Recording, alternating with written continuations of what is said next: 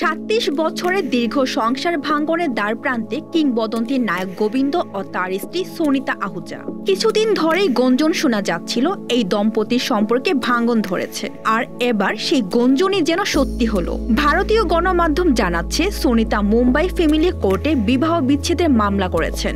Hindu marriage act অনুযায়ী দায়ের করা এই মামলায় সোনিতার অভিযোগ ভয়াবহ। তিনি দাবি করেছেন গোবিন্দ নাকি জড়িয়ে পড়েছেন পরকীয়ায়, করেছেন নির্যাতন আর দীর্ঘ দাম্পত্য জীবনে করেছেন প্রতারণা। গত ২৫শে মে আদালতে হাজির হওয়ার নির্দেশ পেয়েছিলেন গোবিন্দ, কিন্তু তিনি যাননি।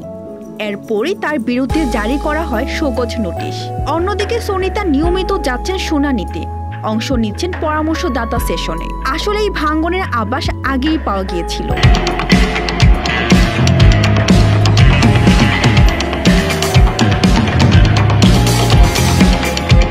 কিছুদিন আগে এক আবেগঘন মুহূর্তে ইউটিউব লাইভে সোনিতা ফুপিয়ে কেঁদে বলেছিলেন, আমি বারবার প্রার্থনা করেছি আমার সংসার টিকে থাকুক, কিন্তু সেটা হয়নি।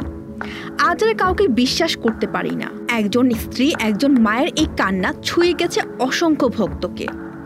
তবে অন্যদিকে গোবিন্দের ঘনিষ্ঠ মহল জানাচ্ছে সবকিছুই অতিরঞ্জিত।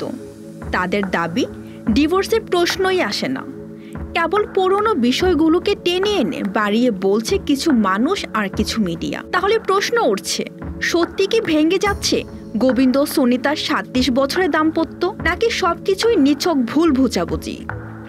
উত্তর দেবে সময়। তবে এই মুহূর্তে বলিউড জুড়ে আলোচনার ঝড়। ভাঙছে নাকি গোবিন্দ ও সোনিতা ৩ দশকের ভালোবাসার সংসার?